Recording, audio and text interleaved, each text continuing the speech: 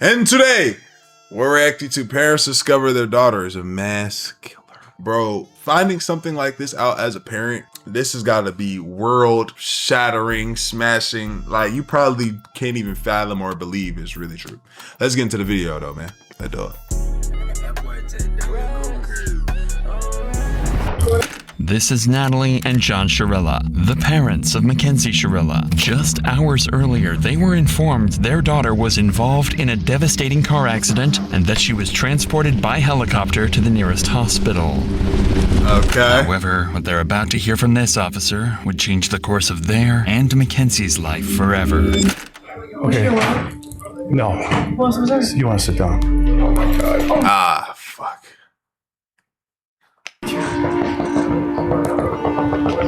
Please say this. There's progress in Alameda, car into a building. 2 are deceased in the vehicle. Daughter's driving. Who died? Mackenzie's boyfriend, Dom Russo, as well as their friend Davion, were pronounced dead after the crash, making Mackenzie the suspect of a potential double murder. However, police had their doubts. Most assumed that this was simply the result of an innocent mistake on Mackenzie's behalf. But as the investigation would progress, dark and disturbing secrets would reveal this was clearly much more than just an accident. No way. Bro, like, it's like videos like this, bro, help remind you how, like, you're not supposed to be living in fear on the day-to-day, right? But it reminds you, it's a reminder that this shit is weird. Like, this shit is not sweet. Like, this shit can get really weird sometimes, bro. I don't know. Like, it's crazy. Dom, if you do not open, you think I'm joking. What do you mean? You know it. That's exactly what I mean. You're gonna come open this door right now, or there's gonna be a serious problem. Like that? She's some toxic shit. That's what she is. I see what's going on. 17-year-old Mackenzie Shirilla, her 20-year-old boyfriend Dominic, and their friend Davion are on their way to a high school party. 17, 20, and 19. That's just like, when you get 20, like, yeah, I know you're not that far. You was just 19, and maybe she's about to be 18, but that's not the one you want to do, bro.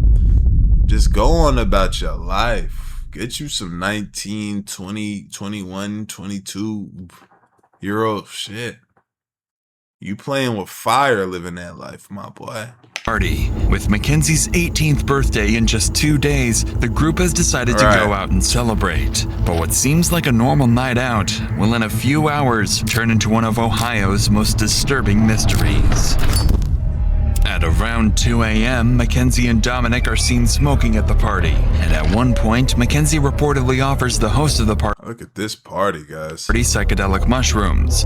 Oh, man. These people are definitely not built to be doing that. This was unlike Mackenzie, as her friends had never seen her use a substance before, let alone pass them around. At 3:30 a.m., the group leaves the party and drives to another friend's place across town. There, they hang out for a little over an hour watching South Park. By 5 a.m., Mackenzie decided it was time to go home. Strangely, being able to smoke in the crib, lay up with your boyfriend, like, bro, I know your child, like, you ain't really no child no more whenever you pass a certain age, but if you moving like this, clearly, bro, you probably didn't have that many, like, curfew kind of things growing up, like, or you were allowed to do a lot of shit because, one, they're smoking in their parents' crib laid up somewhere. Bro, as long as I was in my mom's crib, I wasn't able to smoke, and I definitely wasn't able to be laid up with no girl. Like, as long as I was in my mother's crib, it's just how it was. My mom was strict. I couldn't be doing no shit like that, especially not smoking.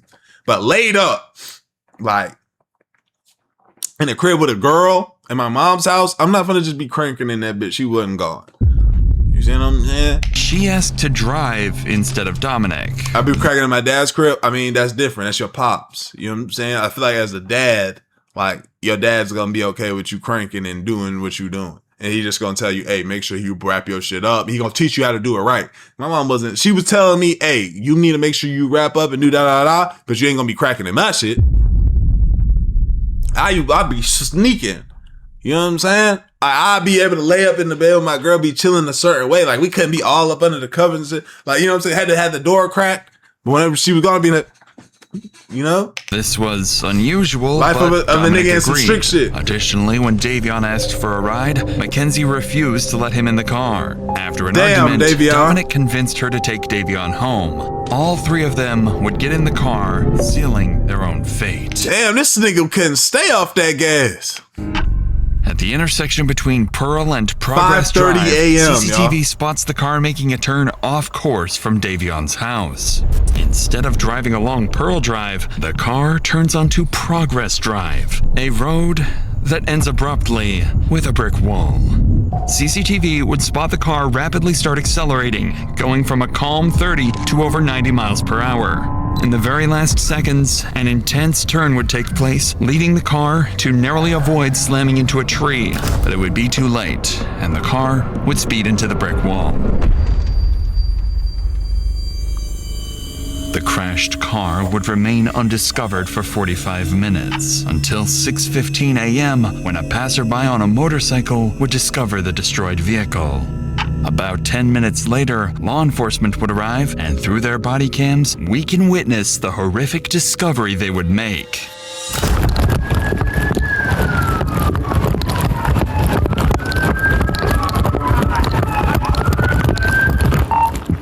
No one's breathing. Bust that window out. All right. Oh my God. Who can hear my voice? Who's in here? Drivers. Radio.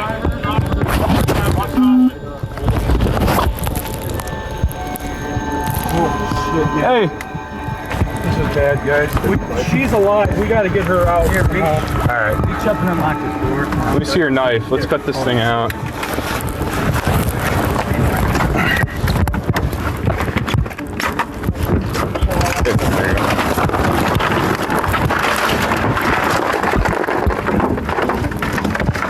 I don't feel anything. I don't feel a pulse. She's breathing. I saw her stomach. Her stomach's cool. Oh yeah, yeah, We got two that are gone.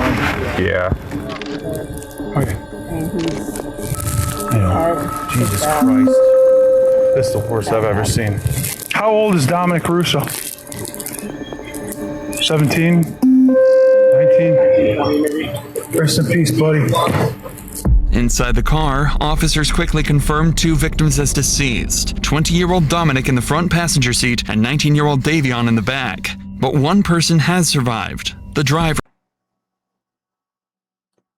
This is crazy. Good God. Mackenzie Shirella. As medics and firefighters rush to tend to the victims, investigators begin trying to understand how such a devastating crash could have happened. That's when they start uncovering alarming details. It looks like they even went off the road up there. They did. But I mean, if you're hitting a building that hard, I just can't believe You are all flying. the people that work up here, that are up here all night long, no one heard. They're in factory type settings. Yeah, well, And it's dark over there. that's insane though. Once they get her out, I'll go over to this building because I think there's a camera on the front of that building. I don't know if it's working, but I can always ask. As authorities work to save Mackenzie, the man who initially called 911 to report the incident arrives on the scene to This nigga pulled up. give his side of the story. Appreciate you giving us a call. Someone in it, obviously. Yeah. Yeah. So, That's a bummer. I didn't want to get stuck, and I'm like, I don't know what's going on. right. No, I appreciate you giving us a call. Absolutely appreciate it. They fucking were hitting it, man. Yeah. I mean, obviously, because I saw that front end They definitely hit it hard. Yeah, it's gruesome, bro. fucking destroyed. Right. All right. Well, what a way to start your Sunday. I guess better than theirs. Huh? Right. All right, my nigga, get the fuck out of here. I appreciate the call, sir. Thank you. Officers would file the crash as an accident, stating that the driver appeared to have attempted to steer off course but was unable to regain control. Like, obviously, hey, You're having a better day than them, though. Am I right? All right, I'm gonna get up out of here. Sir, get out of here, please. Go.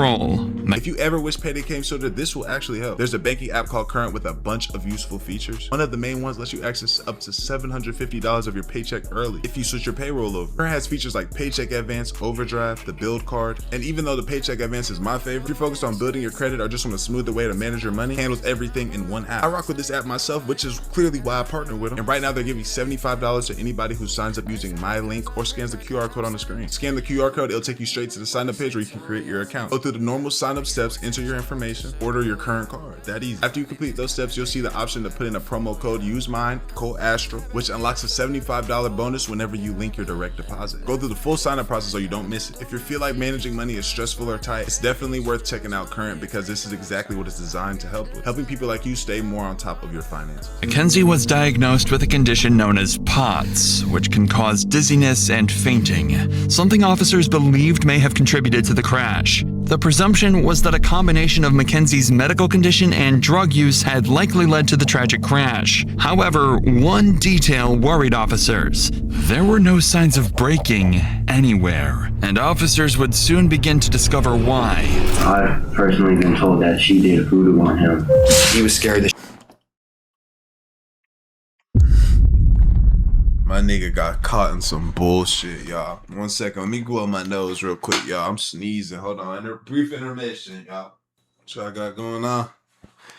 What type of snacks y'all eating? Y'all eating a snack? Starting to get a little hungry around this way. All good, though. All good, though. All good, though. she was going to make him crash the day before the Whoa, so she said what? I've been told that she did voodoo on him. She was scared that she was going to make him crash the day before the actual crash. So I feel like that's what she was trying to do, was crash the car. Psycho crazy shit. As police continue gathering evidence from the crash site, one officer heads to the hospital to speak with Mackenzie's parents. At this point, all they know is that their daughter was in a serious accident. Oh, God, help me. Babe, what'd they tell you? Nothing. Okay, she was life-flighted here. Yeah, I wouldn't know that. Okay. No. You want to sit down? Oh, my God. Yeah.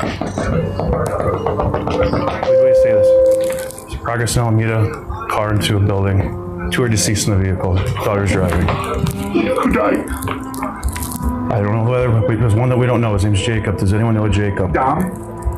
No, stop. Let him talk. Guys, I know, we've been dealing with this. Your daughter's okay. She's talking to us. I talked to her, okay? Your daughter's alive, okay? Your daughter's alive. She was driving the vehicle, okay? Who's that? Jacob and who? I think, what's the name you said? Might be. Oh, my God. Stop. What's his relation to you? My boyfriend. Okay, yeah, then Don was in the car. Stop. What? Are you kidding me? It's right now, it's an ongoing investigation. Speed is definitely a factor. So are drugs. Dom is dead? Dom is dead? Sometimes, I don't know, the way people respond to shit, like, you know what I'm saying? Shorty, like, that other reaction for the guy, that seemed like a real, like, no. Is that what you're telling me? Look at me. Is that what Dom just said? There's no easy way for me to say anything right now, man. This is a serious situation. Dom with curly. It's the same Dom. Maybe it's a different Dom. It could be a different Dom. Might be a different Dom. It's a different Dom. No, not at all. We're gonna. So if it's a different Dom, that's okay. I don't know, man. She's in shock. All right. Okay. Keep it that way for. Okay, she's getting worked on now. Okay. Full transparency here. There's drugs in the car. She had a bag of mushrooms on her and a scale. Full transparency, guys. I'm sorry, I'm ripping the Band-Aid off. Okay. Drugs in the car. So she was awake, but not awake. So she was like not. In and out of consciousness. She'll be fully extracted from the vehicle. IFD. I know she has a severe leg injury. Like I said, she was speaking. And she had her seatbelt on. Mackenzie was the only one in the car wearing a seatbelt, which was why she was the sole survivor.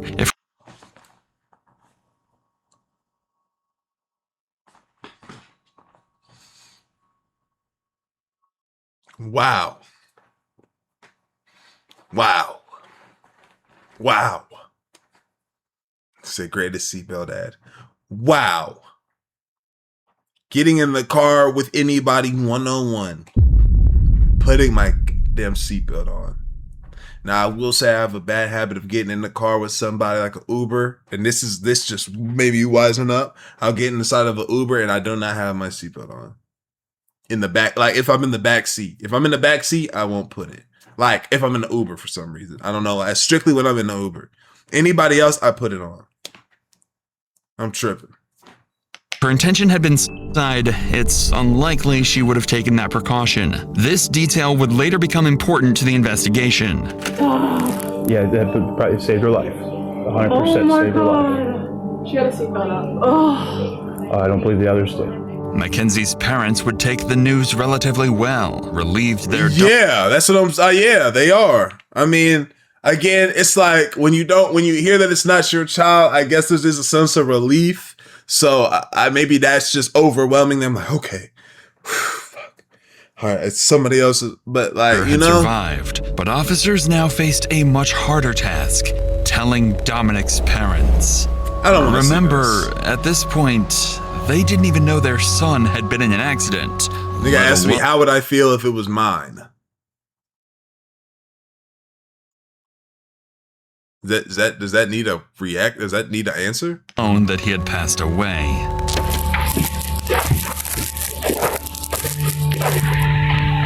Hi, Christine.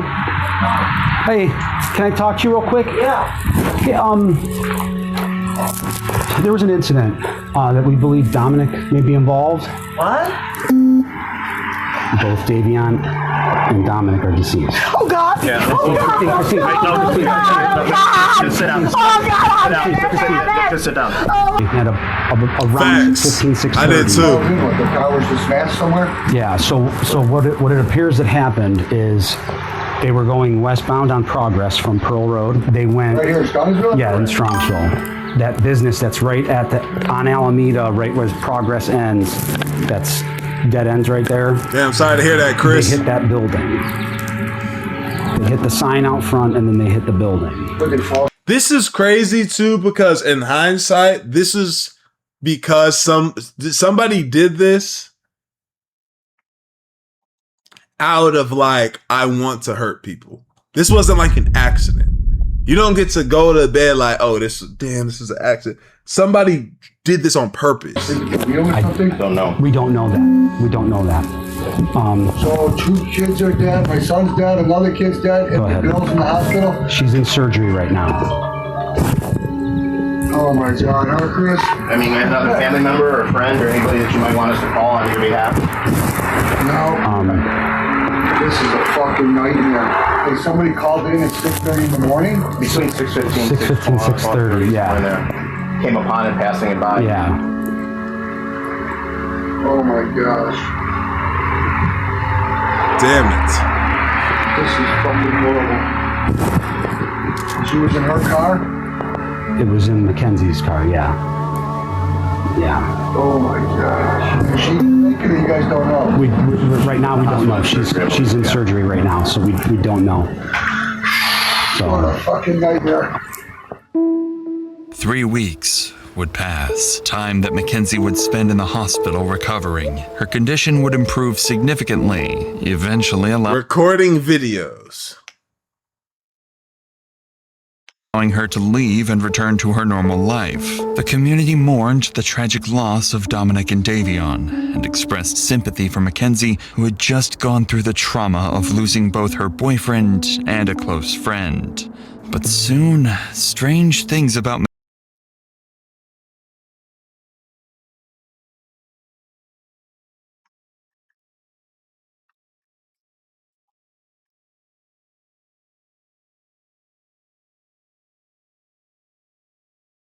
Mackenzie would start to surface. In the weeks that followed, it seems Mackenzie thought everyone concluded the crash as a tragic accident and nothing further. Mackenzie would never attend Dominic or Davion's funerals. On social media, she would brag about her drug use, claiming she could, quote, do more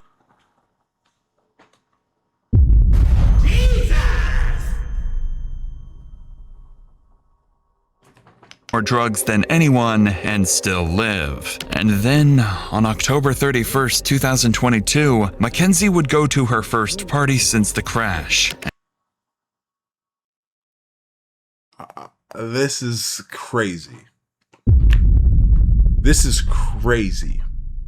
And her costume for the night would be a detailed corpse with fake blood smeared across her mouth. Mackenzie's parents even went public to defend her outfit, saying she, quote, deserved to have some fun after the accident.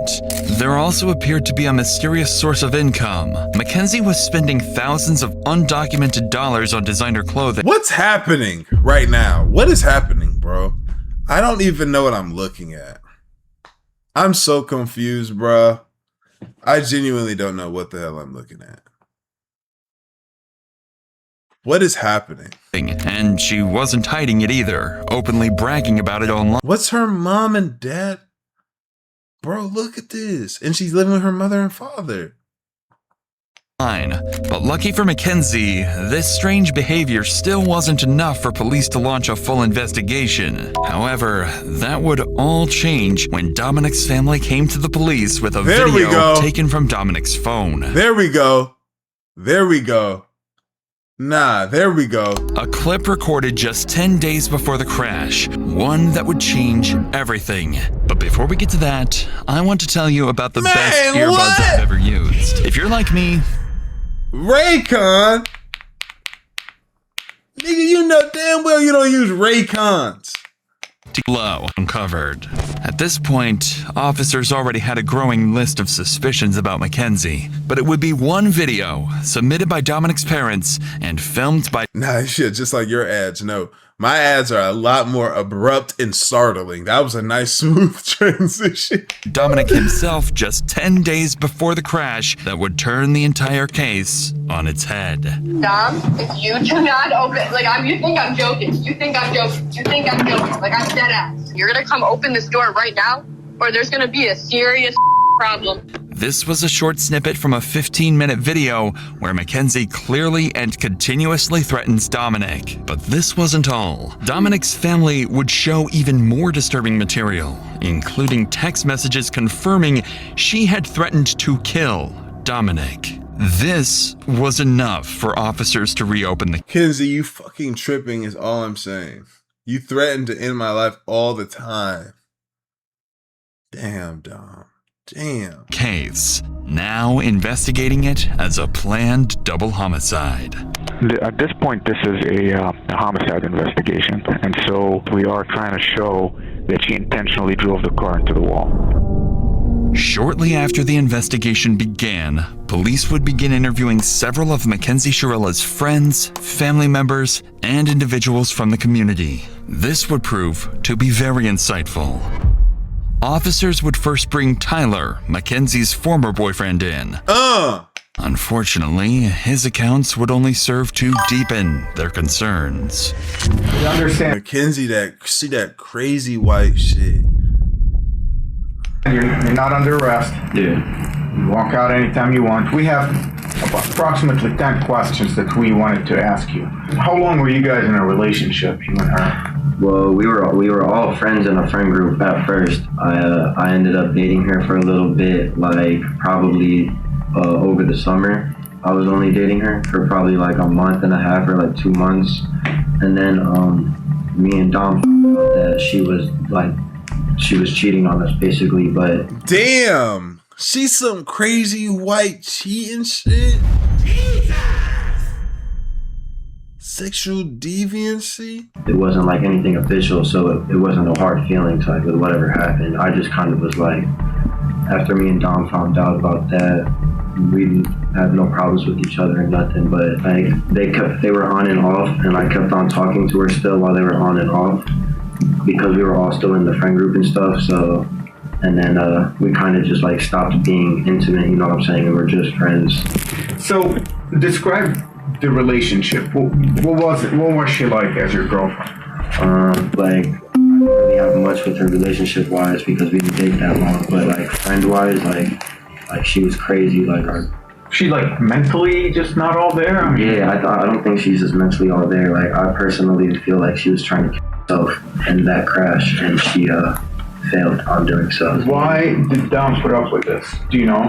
I've personally been told that she did voodoo on him. She has told people that she's put a spell on him so that he couldn't break up with her, that she had like grabbed a piece of his hair, and that she had a doll in her room for Dom, and that she had literally put a spell on him. But she would tell everyone. And, like, she truly believed in that kind of stuff. And she also uses the pendulum, I know too, to try to get answers. She tries to use it now to talk to Dom. Do you think Mackenzie has it in her to drive a car into a wall? I mean, if you guys speculate that she did it on purpose, do you think she has it in her? I feel like if she thinks that she can just drive the car into the wall and not feel nothing, you know, like I feel like the only reason she survived is because of how small she is. Like, I feel like she got insanely lucky, but at the same time, not lucky to have survived that because it's like she killed 2 people. If that was what she was trying to do, but it's like. He like, no, that's what she's on. She did that. I kind of feel that. I feel like that's what she was trying to do, was crash the car into the wall. By now, a far darker picture of Mackenzie's actions was beginning to take place. This is when 2 friends who had attended the party would come forward to police, claiming they had evidence that, in their view, proved the crash was no accident at all. Oh, man. I just want to show you. Oh, no, explain it. So this is when they were going down Progress Drive, and then you know how there was like tire tracks before it, like on that side grass? So that's the sign. That's when it hits the sign. And then that's where she curved exactly right on. Gotcha. Missed those 2 rocks and went right into the sign, the side of it. She went right into that wall. Right. No, so you can see like the hard braking was right at the wall, and then her high speed was after the hard braking. Was 90 miles per hour. Who is this that had the who had her shit like this? What's this called? Something 360? 90 miles per hour. Phone usage 3 times. 1 high speed, 1 hard braking. It looks like the person in the front seat tried to turn the wheel. Because the person in the front seat, you know what I was thinking? I was like, I wonder why that nigga didn't grab that wheel and yank that bit and just say, fuck it. Thing is like, she would have started picking up speed like that. We would have crashed, but I would have grabbed her, yanked wheel, something like, I'm gonna try. I gotta try this shit. So I see he did try though. They were gonna go straight into a wall. Rockets lost. It doesn't lost? say she hard broke once. It was 90 miles per hour down that whole road. And I also think because of Kenzie's and Dominic's history, that they're smoking banana backwoods. Fighting. I think Davion went on his phone to distract himself from the fighting. Although they were on drugs, they can also still be fighting with being on drugs. While the statements were deeply concerning, investigators still didn't have enough concrete evidence to determine Mackenzie's intent. Without a documented pattern of behavior, it was still possible the crash had been a drug-induced accident. But that changed during an interview. It's not funny, Dior. Was I laughing at this? Was I laughing at her crashing? I don't think I was doing that. With Dominic's brother, who Appreciate provided detectives with crucial information about Dominic and Mackenzie's turbulent relationship. The following video includes talk of self-harm. Viewer discretion is advised. She mentioned that anytime Dom would kind of want to break up with her, she kind of would go crazy. Describe crazy, like what kind of crazy? Like there is times where she called Dom and said, if you break up with me, I'm going to word for word. That is one of the like worst things in a relationship, bro. I don't know if y'all have ever experienced something like this. I experienced something like this when I was in high school, and a girl was saying shit like that, and it was like you backtrack so bad. You're like, oh, whoa, wait, hey, no, like You good? Bro, I'm blowing up phones. Like, bro, that blood can't be on my hands. No. That blood can't be. Hello? No, what's going on? Okay. And like, you doing anything that they say. Like, I can't have that blood on my hands. No. There was an instance literally a couple days before the crash that she was hitting him on the highway while driving, and he had to pull his car over on the side of the highway, not in a very safe parking spot either, and have somebody else come pick them up and drive the car home because he was scared that she was going to make him crash. And that was just prior to the day before the actual crash. Apparently, just days before the crash, Mackenzie had threatened Dominic's life, saying she would crash the car they were in. Dominic's brother continued the interview by giving officers a compelling motive for why the crash. It's okay. All I care about is you trying to end my life and put it in your hand on the steering wheel and trying to end it. May have been intentional. You're going 94 miles an hour. You don't have a very fast car to begin with. You were stomping that gas pretty much that whole entire time. There's no brake marks on the street at all. Even before the hit, you would think that some type of instinct would kick in and slam on the brakes. But to my knowledge, she went straight into it. Off of what I know and off my assumptions, Dom tried to break up with her multiple times, even in July. They kept not like working out, whatever. They kept making back up. Kenzie's known to be the kind of person that she's let us know she will never let go of Dom. And if she has to let go of Dom, she will not go on living herself. She's pretty much let that be known. Mackenzie's actions after the crash were also of concern to police. On August 6th, only a week after the incident, police would be called to Mackenzie's house by her father. There, he would make concerning statements. Oh, God. While there is no footage of the incident, the officer that was called out would retell the strange incident in an interview.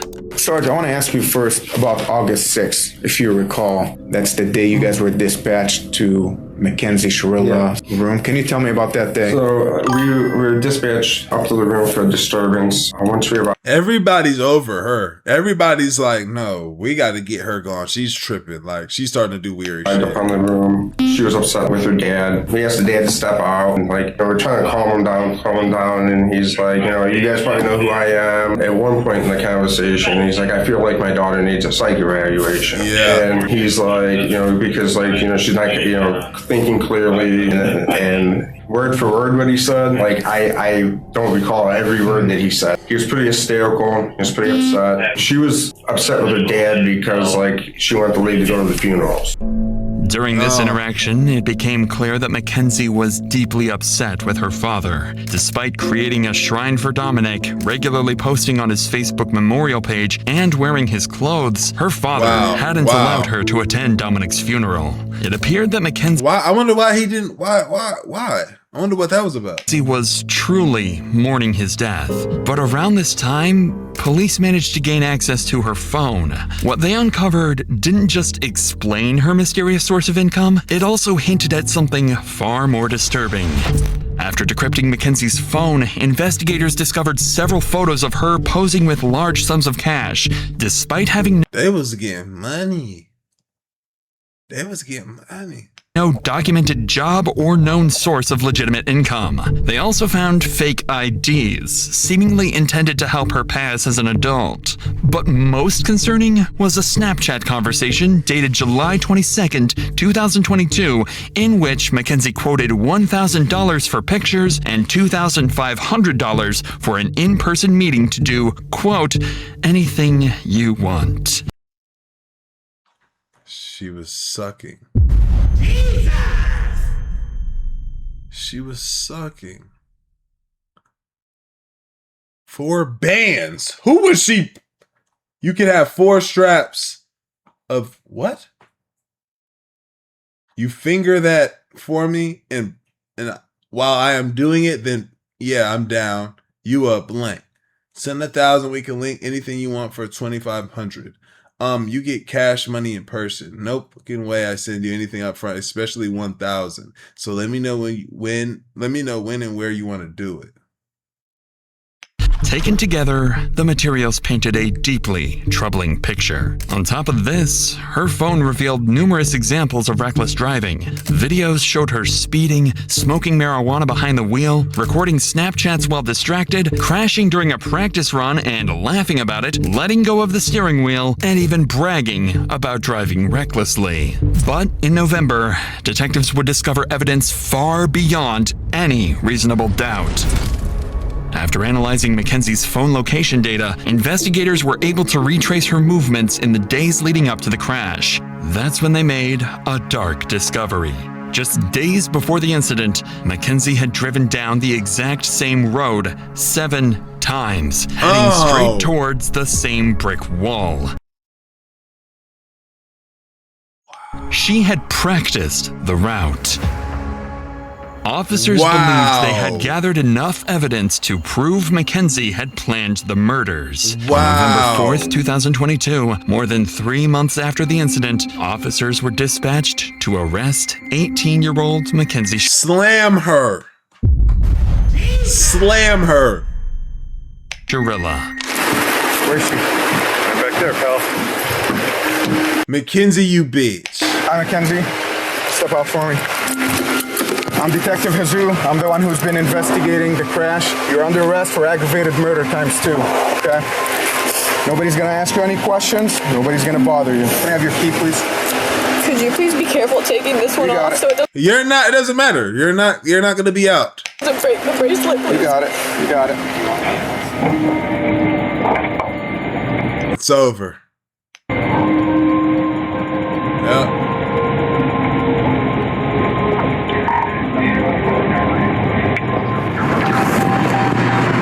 It's over. Recording. Mounted. Wi-Fi connected.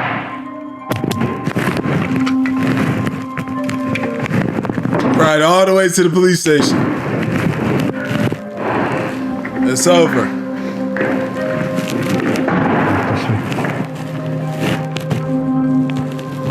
Stand right by that black mat.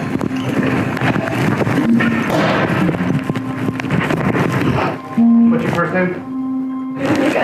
Okay, Mackenzie, I'm gonna take your handcuffs off. I need like all the jewelry and everything from off, okay? I can't wear any of it. No. What the fuck you? I need you to take it off while you're in the jail right now. Mackenzie's parents would soon find out about her arrest and immediately drive to the police station and desperately confront the police. But it would all be too late. It's over. I need to speak to my daughter because you guys aren't allowed to speak to her.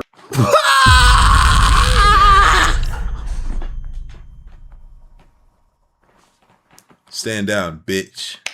At all. That's from the Lord. All you guys did this on the weekend is just, what we wanted to do is go, hey, there's a warrant for, we would have brought a ring That nigga finna walk off. down here with no problem. She hit it. Unbelievable. I mean, she's 18. Well, the warrant was issued today, so we had... Well, you could have made a phone call, couldn't you? You had your creeper out in front of my yard watching. So, she can't take any, she's an adult, she can't take any phone calls right now. Okay, well, I still need to speak to my daughter so she understands what... So what the fuck are you gonna do? What? You're gonna go into the jail too? You want us to book you in? You can talk to her from the male side of the prison? Or the male side of the jail? Say anything to you guys. I mean, if he had to roll out the whole mass to pick up an 18-year-old girl who can hardly walk out of a hospital visit, it's just beyond me. So we follow the law, that's what we're doing today? Yep. Am I going to be allowed to have a 2-minute conversation with her? No. You cannot talk to her. Yeah, you cannot. Why doesn't she get a phone call? Yeah, walk away. Excuse me. Why don't she get a phone call? She was just brought in. They're going to process her as soon as they get the time for her to make a phone call. She will be able to make a phone call. She's a lawyer. She does have a lawyer. She is 18 years old and she can speak that. Yeah, but she's a dumb 18-year-old that just turned 18. Well, and these guys are going to take advantage of her. She's not allowed to speak to you guys. I'm telling you that. her attorney can call us. I know that's your daughter, man, but she's a murderer. Don't ask her any questions. She's not allowed to speak. Her parents don't want Mackenzie to talk and demand a lawyer is present. Mackenzie is going to need that lawyer, as she's going to have to face the consequences of her actions in a court of law. She's tried as an adult and decides not to be tried by jury, leaving her fate to a judge. Despite the defense's claims that she lost consciousness, the evidence against her proves this claim was a lie, and the prosecution believes she crashed the car as an easy way out of the relationship. This trial is a culmination of decisions made by one person. Count 3, murder. The court, having had count 3 tried to and pursuant to waiver, finds the defendant, Mackenzie Shirella, guilty of murder, to wit Dominic Russo. Look at these dumbass parents. Let me not do that to them. Because, like, it's like they lost a child today too.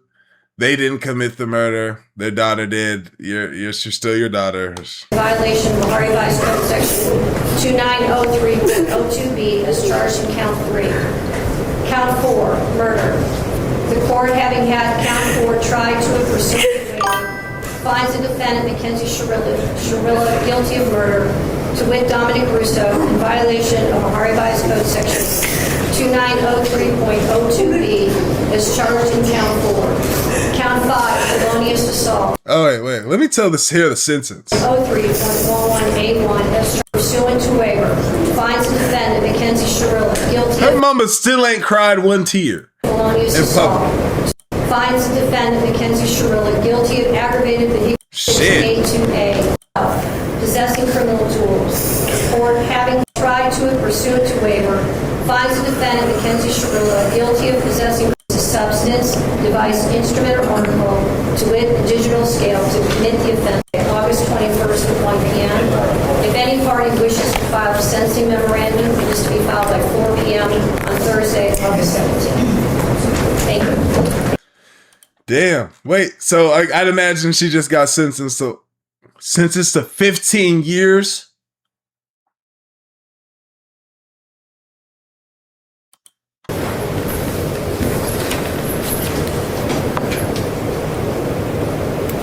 Today is the sentencing of the defendant for the purposeful and intentional murders of Davion.